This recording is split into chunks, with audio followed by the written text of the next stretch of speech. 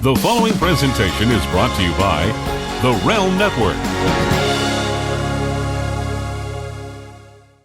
What is up, everyone? We have a new era called Impact Wrestling.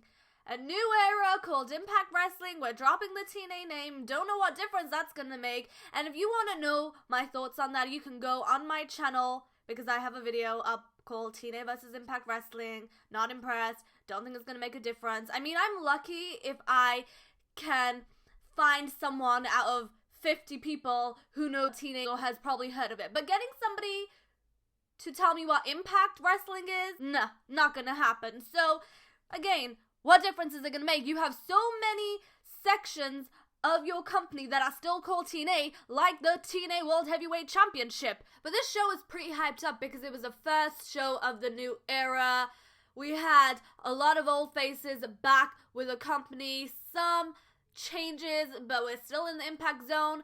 You know, I was looking forward to this. I did read the spoilers because I wasn't going to have anyone else spoil it for me because we have a lot of people like that, like the wrestlers themselves, and I'll get to that at the end of the show. If you've seen Alberto El Patron's Instagram, you'll know what I'm on about. Big spoiler there. I was really mad at him, so I read all the spoilers anyways, because obviously I hate myself too, so of course I'm going to read all the spoilers. My problem started when I signed into the Total Access TNA app. I mean, it should be called Total Access Impact app, right, if they're taking this whole thing seriously. So we're paying money for this app, and every week there's a new surprise for us. Not a good one, but a bad one. Like this week, the show was not in its full form. It was literally in parts. They cut the show in parts where they weren't even numbered in chronological order. So when I watched the show, it was like I'm clicking on part 4, part 3, part 5, trying to figure out which one's which because it was not in chronological order and the numbering was incorrect.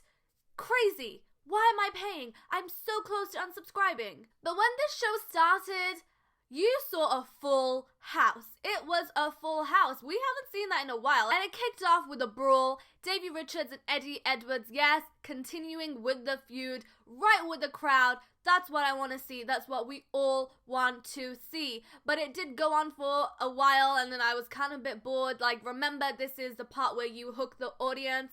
Let's get something going. It was just, I don't know, it's going for too long. I haven't seen something outrageous. I'm getting bored now.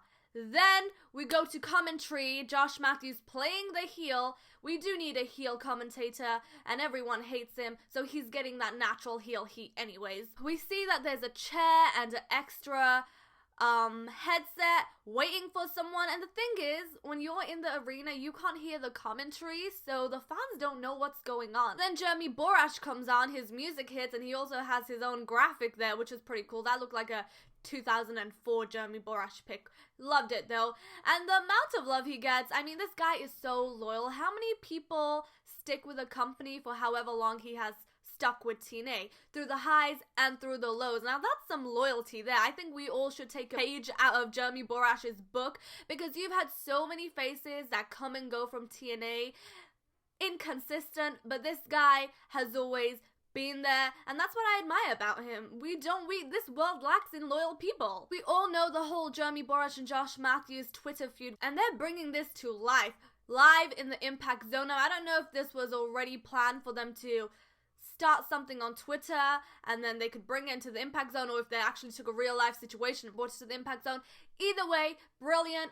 But again, I felt like it was lacking in something. I wanted Josh Matthews to get booed out of the building. Jeremy Borash refers to Josh Matthews calling himself the best play-by-play announcer. He talks about how Mike Tenay was here for 12 years and mentored him and was gonna pass the throne or the torch to him. But then Josh Matthews came and everyone left. And a lot of references to WWE in TNA, and I'm like, why are we doing this? Is this even necessary? Okay, you said it once, but you know, you had Bruce Prichard who came out and he's referring to John Cena and The Rock. Do we need to refer to these people in the Impact Zone? We don't need to. Jeremy Borash is a new commentator.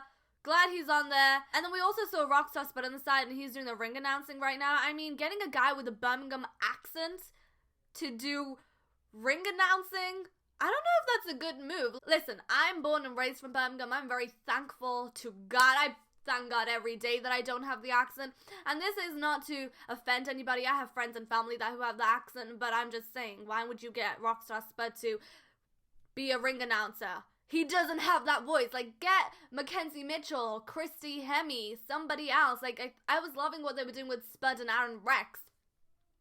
But then Cody comes out looking for Moose, playing the heel. It was just, I felt like the opening was just not as smooth as I thought it would be. And that was one of the problems I had with this week's show. I felt like it was not smooth. It was too vanilla for me. And when I say it was too vanilla, I mean there was nothing exciting. It was just like, meh. Okay. And I thought it was odd for Cody Rhodes to come out because he came out again later on during the show. But then we get into a tag team match. We have a new tag team called Reno Scum. Love their look. It looks so badass, and we need more tag teams that have a unique and individual look.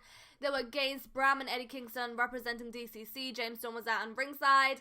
I didn't get to catch the whole match because, again, the whole app was just playing up with me this week. But Eddie Kingston and Bram, they lost. Reno Scum got the win. You could see James Storm was kinda mad, but then they got in the ring and they hugged it out. And DCC need to be running things in Impact. They need to be this badass group that everyone is afraid of. The people at the back are afraid of. The wrestlers are afraid of. We're all afraid of them. I want them to be like that, but they are not. Then we go backstage. Sienna interrupts Mackenzie Mitchell. I didn't see this part. Blame the app. Ali is going to pay for her mental breakdown on Laura and Braxton's wedding. Next, we have the X Division guys. Braxton Sutter versus DJZ versus Marsha Rocket versus Caleb Connolly. Right. Didn't get to see this match, but again, give me some fresh faces. Okay, you have Caleb Connolly, and I think he's playing the suicide gimmick. I don't know if he came out as suicide this time, but I know that he is playing the suicide gimmick. I'll have to watch this match when I have some free time because I do have a life to get on with after this review. I have a schedule. It's the same guys again and again and again. No real storyline there.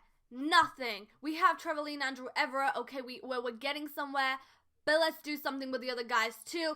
Now, knockouts match, Sienna versus Rachel Ellering. New knockout, her debut match. Now, she is a second generation wrestler. Okay, this is my thing. I don't care if you're a second generation, a fifth generation, a zero generation, a nothing generation. I don't care about that. Show me what you got. Before I say this, I'm a girl's girl. I always show girl love, but to me, she's just another wrestler, another generic female wrestler. She doesn't have a character.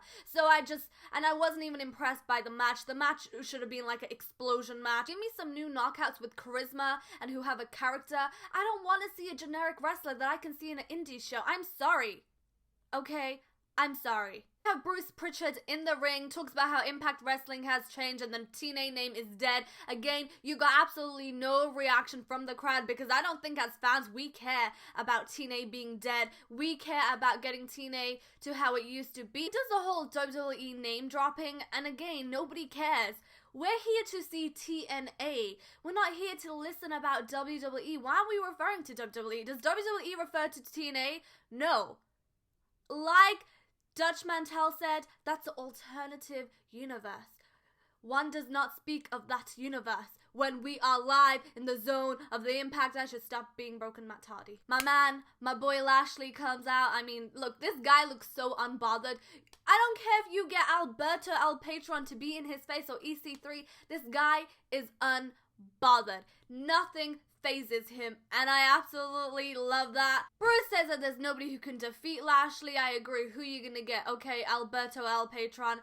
I mean, to me, he still doesn't. I don't feel like somebody like him could even defeat Lashley because Lashley is just built up like a beast. He didn't really get that much of a pop, and when his entrance music came out, I felt like I was sitting in Nando's. Now, my UK people here, you'll know what I'm on about, which was cool. I love me some Nando's. I don't eat chicken from Nando's because I'm a vegetarian, but, yeah, I love me some Nando's. Until EC3 comes, he says that he's been holding the company on his perfectly symmetrical back, which I loved. This guy knows the perfect things to say. Lashley looks so unbothered. And this is what I don't like. Whenever you have a WWE guy, he always gets a shot at the world title. And they just make him the world champion too. It's like, really, really, really. We have a world title match set up for tonight. And it's Lashley and El Patron. Mackenzie Mitchell backstage interviewing Eddie Edwards. Angelina comes out, cuts a promo, and then slaps him. Eddie Edwards says that you say that your man is a real man, but you hit harder than him, which was pretty funny. And again, we have Cody at ringside calling Moose. I was confused. He had a different outfit on. I'm like, what are they doing? Did they tape this on another day? Dutch Mantel on his wheelchair scooter, which is pretty awesome. He's already advocating to make Impact great. Now, we're going for the whole make Impact great, but it was already great. So I think, if anything, we should emphasize how great it was in the past, and we're gonna make it back to how it used to be. How about make Impact great again? He says that the fans are his boss and he's going to listen to them. And I liked how everyone kind of introduced themselves, like Bruce Prichard and Dutch Mantel. They came out, introduced themselves. This is where things get interesting, because we go to the Broken Hardys and their personal zoo. Now, as we all know, they're no longer with TNA. Yes, I'm going to refer to TNA as TNA because I'm a human. On social media, Rebby Hardy tweeted a lot of stuff. I'm sure she said how Matt Hardy offered to go back and kind of close off the storyline, but Impact denied it. I don't know if this was already recorded and they used this, but all I have to say is getting the belts from North Carolina, where the Hardys are based, and getting them to Florida must have been an expensive trip. I think it's unfair to the fans and the wrestlers. Like, I'm sure Matt does not want to leave TNA without saying goodbye, because I watched one of his interviews, which he did recently or a few months ago, and in that interview he said how he wants to be part of growing TNA and making it this awesome wrestling company, something along those lines. So I'm sure he didn't want to leave his storyline like that, and he wanted to give the fans what they wanted to see, and it's not fair on us fans either. I mean, at this point, Impact is like, we don't need you, but I feel like you needed them. In this scene, you see Brother Nero fighting Smokin' Joe Frazier. This is funny because, just to go a little off topic, now, in one of my previous reviews from months ago, I mentioned how I had no idea what the kangaroo's name was, which is Joe Frazier, and some troll who sits there behind he or she's computer. I am a newly 20-year-old. Are you mad that I'm young? Like, are you mad? Why are you mad? Why are you hurting, though? Like, why are you so emotional over it? I'm 20 years old. I'm pretty young. I don't know a lot of stuff. And if you're going to say I'm ignorant, well, that's funny you say that. Because a lot of the times where I've made reviews, have done other filming stuff, I've came from training from martial arts. But I don't need to explain myself to anyone. But with that being said, Brother Nero's training, and then they hold on to Vanguard 1, and suddenly their tag team titles go to the Zone of Impact to the Decay. The Decay mentioned how the Broken Hardys have been deleted and are obsolete and have decayed. So that's how they closed that storyline off. Again, I think it was unfair. Give the fans what they deserve. Let the wrestler close off his storyline. I mean, look what he's done for you. Main event time, Lashley versus Alberto. Now, apparently we're calling Lashley the Walking Armageddon. Okay, I didn't get to watch the whole entire match because I had no interest in watching the match, and I didn't really want to spend my time watching this match. We know how it goes. You have a star that comes from WWE, gets a World Heavyweight match on the same night as their debut, and wins it. We know how it goes. Although in this match, there was some controversy. Lashley brings a belt in the ring but gets caught, and then Alberto uses a belt on Lashley's head and pins him for the win, but then we had some controversy on what referee was actually refereeing the match, but he becomes our new TNA World Heavyweight Champion. It's funny, when he stood up on the commentator's table and he said TNA, and is again, all the wrestlers are going to refer to Impact as TNA regardless of the name change. And he also had EC3 on the ramp. Again, it wasn't too special for me. If you are an old-time viewer that has came back to see TNA because of the changes happening, you're not really going to be impressed. I'm a fair, honest person. I give honest reviews. I criticize everything that needs to be criticized. You're not going to return back to watch TNA next week. I didn't really enjoy this week's show. I heard a lot of great things. I wasn't too keen on it when I watched it. I really wasn't. I loved how there was a full house. I loved how you had the old guys back. But again, as far as the storylines and the performance from a lot of these people, I wasn't feeling it. I wasn't. And remember, this is the first show with the first taping, so you must have some fueled up energy, right? And also, Alberto on his Instagram posted a picture of him holding the world title on the night that he won the title. Why are you gonna post it? Why are you gonna spoil it? Isn't that Wrestling 101? Like, where's the logic in winning a championship and posting it online? Who's gonna tune in when we already know you won? You know, some of these wrestlers amuse me. Take Rachel Ellering, for example. I don't pick on people, but there's just something I need to get off my chest. I was on Twitter last night, I saw a retweet, and her display picture is of her when she was in NXT. If you are a new member of the Impact Wrestling family, why are you going to have a picture of when you were in NXT? If that is the greatest accomplishment in your life till now, then what are you doing in Impact Wrestling? I don't think that's very loyal. When you work for a company, you are loyal to that company, not the previous company that you worked for. It's almost like having a picture of your ex-boyfriend up. That's just, some of these wrestlers really, I don't know where their loyalty stands. I know a lot of these wrestlers use TNA as a stepping stone. It's like when we saw Dutch Mantel come out and he showed us pictures of Samoa Joe, AJ Styles, Bobby Roode. I think he missed out Eric Young. Correct me if I'm wrong. TNA for them is like a stepping stone. The big goal is to go to WWE. TNA for them is just a stepping stone. It's to make a name for themselves. It's to be on TV. It's to get a check. That is it. They want to go to WWE. So I was a bit confused by, his little speech there. I found it hysterical when Bruce Prichard was in the ring plugging his podcast. It's like, here I am cutting a promo for Impact Wrestling, but let me just shamelessly plug in my stuff. And with that being said, guys, you can follow me on Twitter at NonstopShariya and my YouTube channel, NonstopShariya, because let's all be shameless. It's all give and take with everyone. So yeah, leave me your thoughts in the comment section down below. If you like this video, give it a like, and I'll see you in another review next week. Have a good day, everyone.